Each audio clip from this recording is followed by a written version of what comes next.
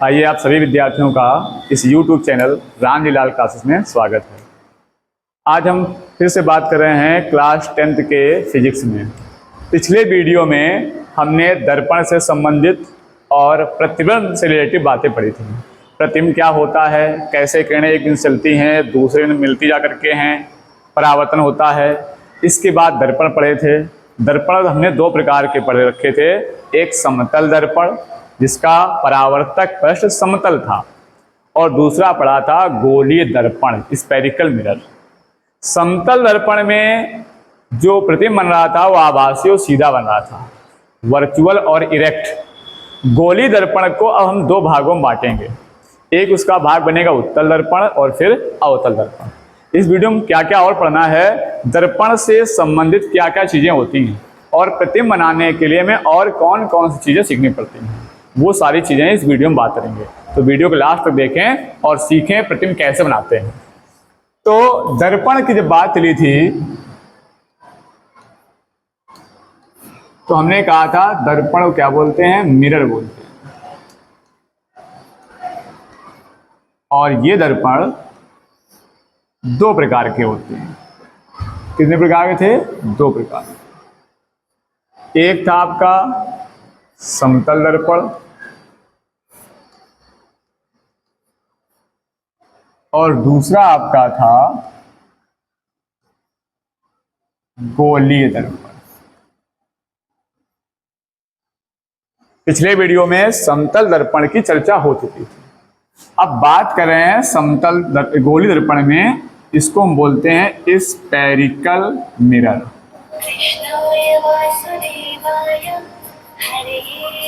ये spherical mirror दो प्रकार के होते हैं। एक आपका होता है उत्तल दर्पण, जिसको हम इंग्लिश में कह सकते हैं कॉन्वेक्स मिरर। Convex mirror. और दूसरा आपका होता है अवतल दर्पण, जिसको हम इंग्लिश में पढ़ते हैं कॉनकेव मिरर। Concave mirror. ये दो प्रकार के गोलीय दर्पण होते हैं। ये गोलीय दर्पणों के दो भाग हैं। अब प्रश्न उठता है कि उत्तल दर्पण होता कैसा है।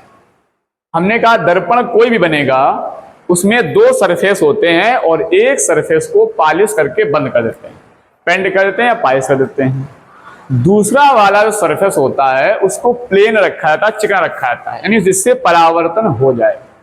और जिस तरफ पॉलिश रखी है उस तरफ से परावर्तन नहीं होगा। और जब तक परावर्तन नहीं होगा तब तक हम किसी भी वस्तु का प्रतिबिंब नहीं बना पाएंगे। तो प्रतिबिंब बनाने के लिए हमें किसी भी दर्पण के एक सरफेस पर पॉलिश करनी पड़ती है। तो जो गोलीय दर्पण था वो कुछ इस प्रकार का था, कांच का एक कटा हुआ खोखला गोला था।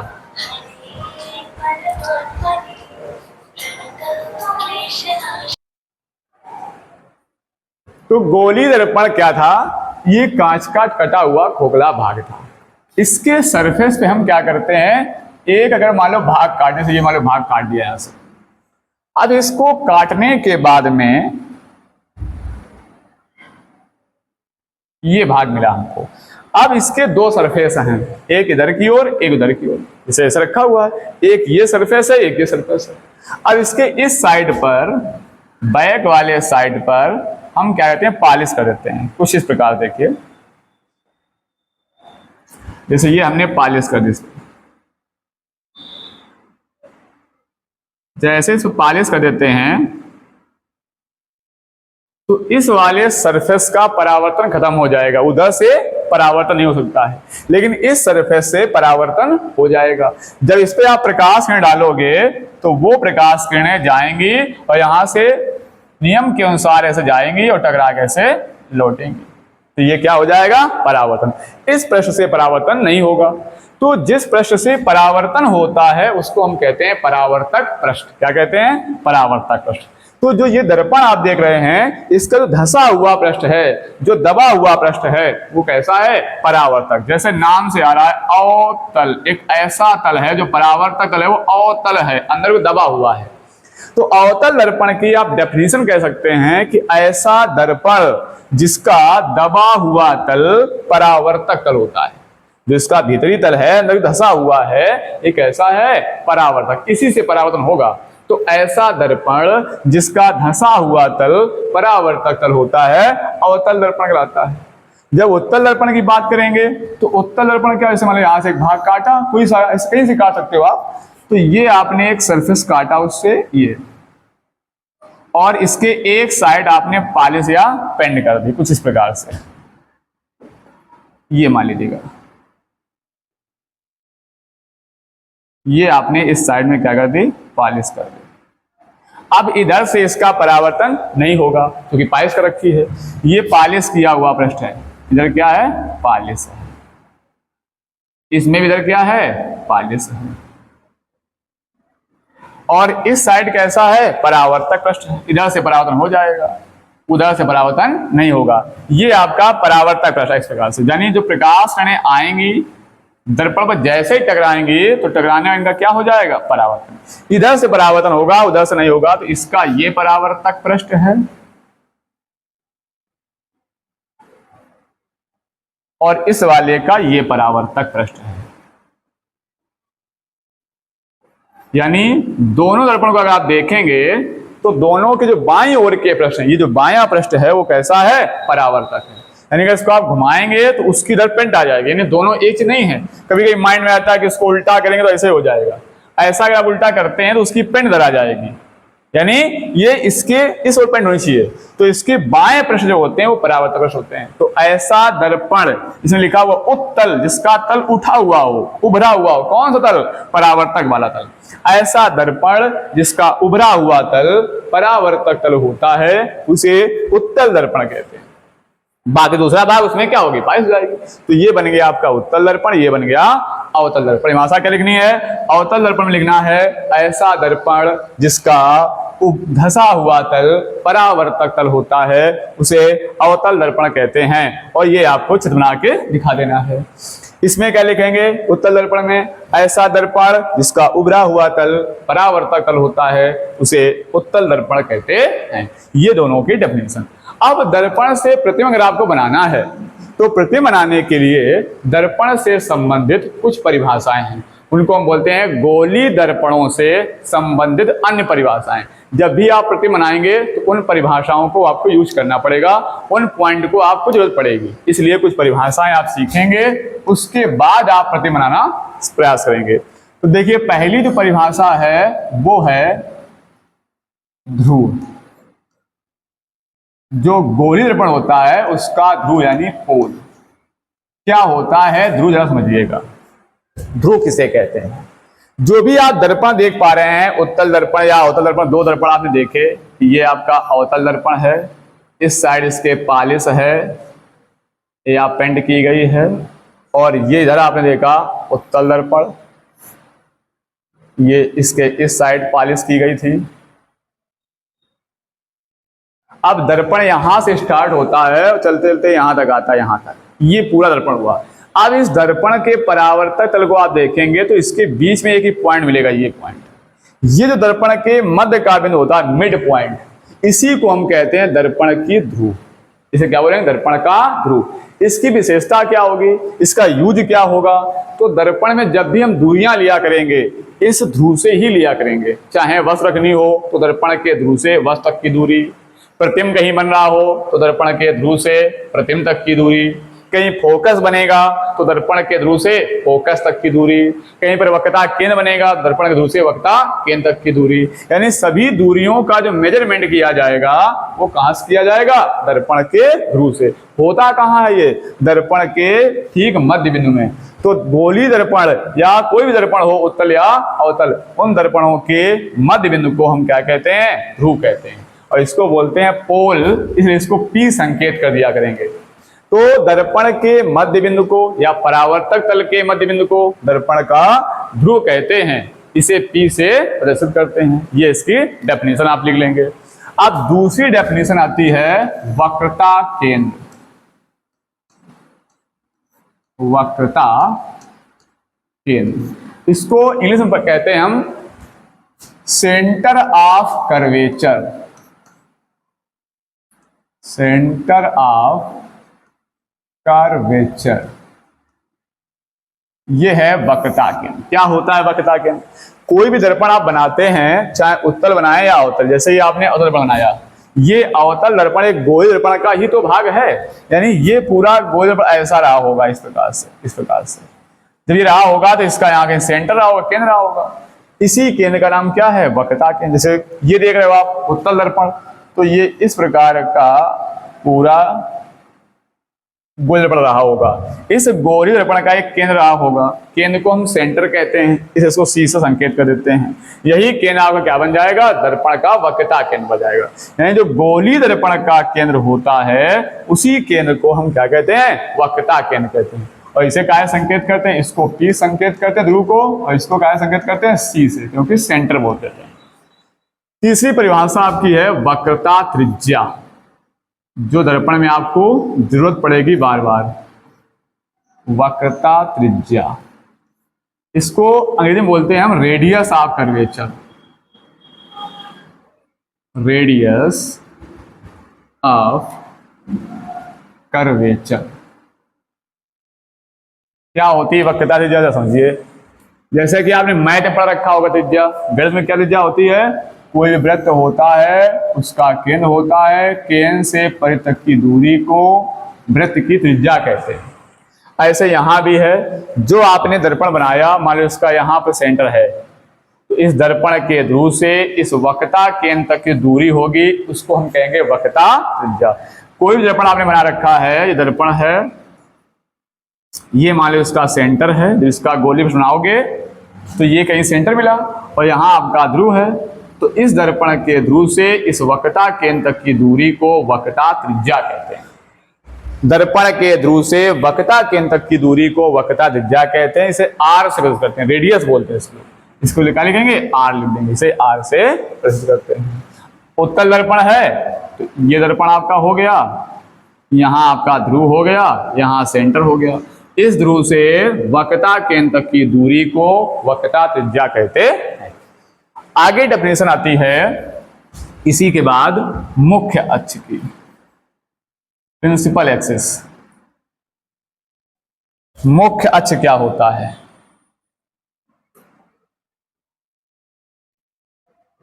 प्रिंसिपल एक्सिस, इसको हम कहते हैं प्रिंसिपल एक्सिस। देखिए, अक्ष मतलब क्या? एक रेखा होती है, कहां से जाती है? जब देखिए, मान लीजिए ये हमने दर्पण ले लिया। कौन दर्पण है?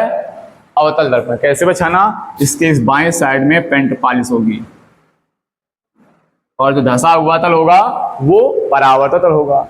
यहाँ कहीं इसका बिंदु क्या होता है? ध्रुव होता है। यहाँ कहीं वक्रता केंद्र होगा। अगर कोई रेखा इस दर्पण के ध्रुव और वक्रता केंद्र से होकर जाती है, तो इस रेखा को हम मुख्य अक्ष कह देते हैं। ये रेखा क्या है? मुख्य अक्ष। कहां से होकर जा रही है? दर्पण के ध्रुव और वक्रता केंद्र से। कहां जा रही है? दर्पण के ध्रुव और वक्रता केंद्र से। कोई भी दर्पण हो आपका, देखिए, अगर आपने उत्तल दर्पण लिया है, इस साइड आपने पेंट कर रखी है, ये पॉलिश वाला ब्रश होता है। यहाँ के इसका सेंटर हो गया, यहाँ ध्रुव है, तो ये रेखा कहलाएगी आपकी मुख्य अक्ष। क्यों? क्यों कहां से जा रही है?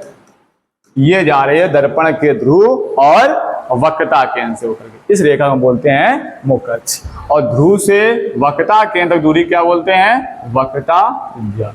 4 डेफिनेशन आपने पढ़ी, चारों को जरा देखिए। जब तक आप लाइट पढ़ेंगे तो लाइट में इंपॉर्टेंट बात क्या है? वो है चित्र, फिगर आपको आना चाहिए। जब तक आपको फिगर नहीं से पता है, सारे पॉइंट उसके नहीं पता हैं, तब तक आप उसकी प्रॉब्लम को सॉल्व नहीं कर पाओगे, उसके न्यूमेरिकल नहीं सॉल्व कर पाओगे। इसलिए चित्र को बहुत अच्छा समझें। सारी बात यहाँ पर चित्र के माध्यम से ही समझाई जाएगी, जब तक आप लाइट पढ़ते रहेंगे, प्रकाश पढ़ते रहेंगे। तो आइए देखिए, एक बात से फिर बताते हैं चित्र आपको कैसे बनाना है। चार बातें जो आपने पढ़ी उसको चारों के साथ देखिए। ये हमने कहा आपका अवतल दर्पण है। कैसे जाना आपने अवतल दर्पण है, क्योंकि इसके एक साइड आपको क्या करनी है, पेंट कर देनी है। ये देखिए, इस साइड में इसके पॉलिश कर दिया, पेंट कर दिया। अब ये बन गया अवतल दर्पण। क्या बन गया, अवतल दर्पण।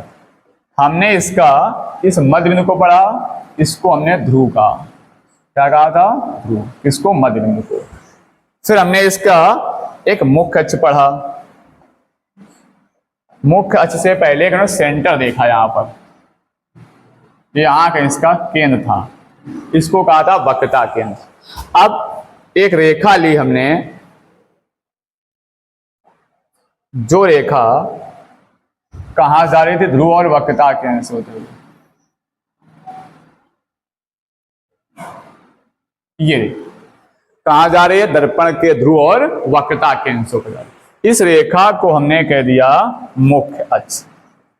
क्या कह दिया, मुख्य अक्ष। ये रेखा बन गई मुख्य अक्ष। और जो दर्पण के ध्रुव से वक्रता केंद्र तक दूरी थी, ये दूरी बन गई वक्रता त्रिज्या। इतनी बातें पढ़ी हमने। ये सारी कहानी किसकी है, अवतल दर्पण की। अब जरा देखो उत्तल दर्पण में क्या बन जाएगा। यही कहानी अगर आप उत्तल दर्पण सीखोगे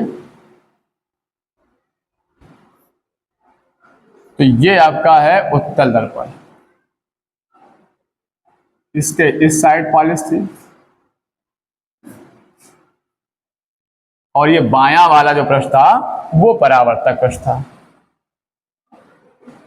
इसका यहां ये मध्य बिंदु ध्रुव है P, और इसका सेंटर यहां कहीं पर इसका केंद्र है, वक्रता केंद्र बोलेंगे इसको। अब जो रेखा जाएगी कहां से, दर्पण के ध्रुव और वक्रता केंद्र से, इस प्रकार से देख लीजिएगा।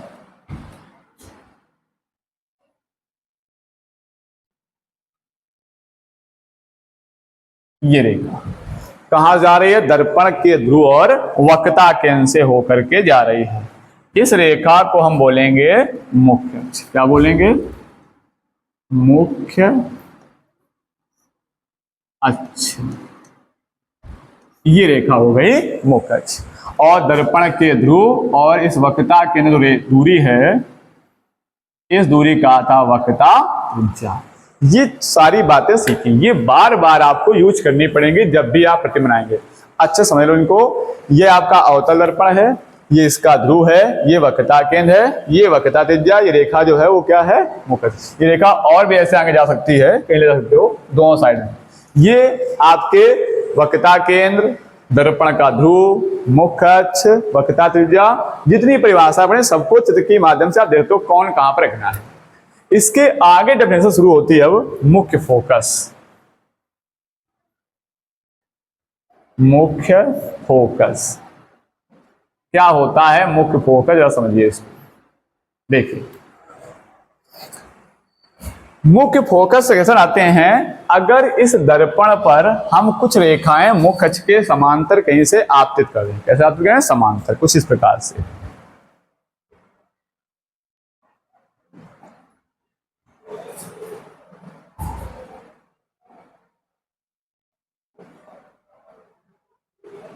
देखिए हमने मान लो एक रेखा यहां से डाल दी,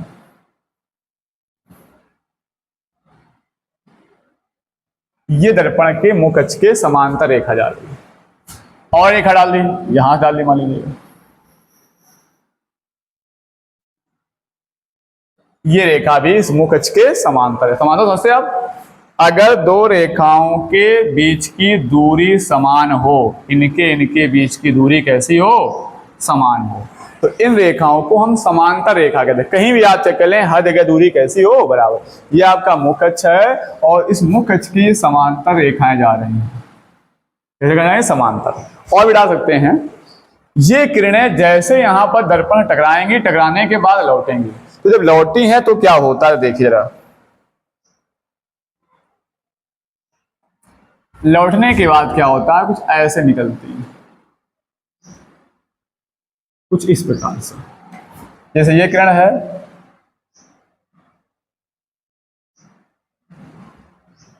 ऐसे लौटेगी।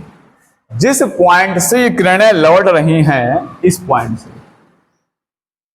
लौटते समय पहले, ये किरणें यहां से लौट रही हैं, तो लौटने से पहले ये इस बिंदु पर मिल रही हैं, और जिस बिंदु पर मिल रही हैं, इसी बिंदु का नाम है मुख्य फोकस। इसको या फिर ये जो बिंदु है वो क्या है, मुख्य फोकस।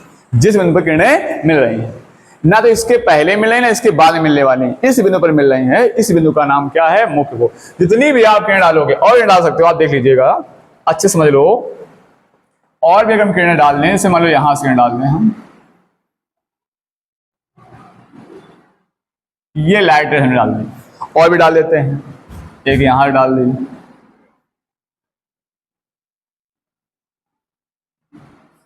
ये सब कैसे किरणें हैं, मुख्य अक्ष के समांतर जा रहे हैं, ये किरणें हैं, ये किरणें। अब ये भी लौटेंगे, तो कहां लौटेंगी, ये फोकस से ही लौटेंगी।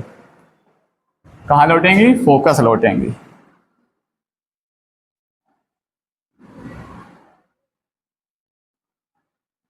इस प्रकार से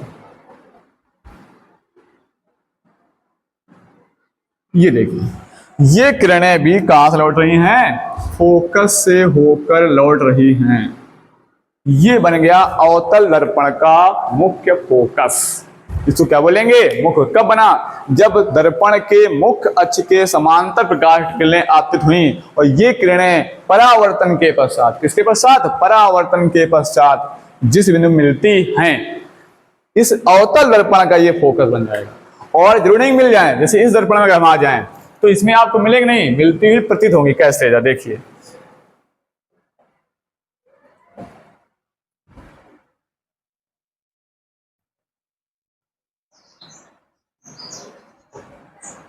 यहां देखिए, ये हमने कह दिया आपका ध्रुव बिंदु है। अब इस पर हम इसको दिखा देते हैं कि मुख्य अक्ष और भी ऐसे है आगे, ये पूरा मुख्य अक्ष है। नहीं बनाओगे तब भी समझ सकते हो, अगर नहीं बनाना है तब भी, लेकिन ऐसा समझिए कि मुख्य अक्ष है।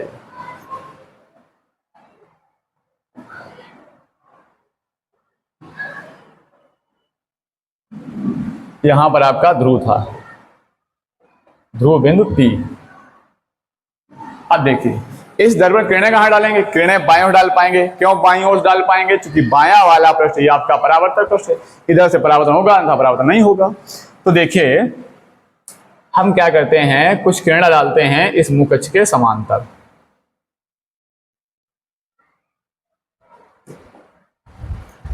ये देखिए,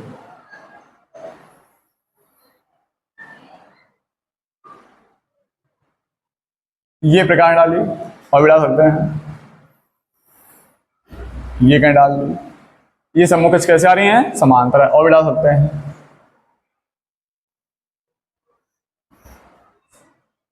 ये डाल दी, ये डाल दी। ये सब प्रकाश किरणें जा रही हैं, वो मुख्य अक्ष के समांतर जा रहे हैं, ऐसे। अब क्या होगा, जैसे दर्पण टकराएंगे इनका परावर्तन होगा, तो ये क्या होगा, ये आपको इस प्रकार को जाती हुई प्रतीत होंगी। देखिए ध्यान से, देखिए, ये वाली किरण है, ऐसे निकल जाएगी, और ये वाली जो किरण है वो आपकी ऐसे निकल जाएगी, इस प्रकार से। आपको लगेगा ये किरण जा ऐसे रही हैं, लेकिन लगे कैसा आपको, आपको ये दिखेगा किरणें कुछ ऐसे आती हुई प्रतीत होंगी आपको।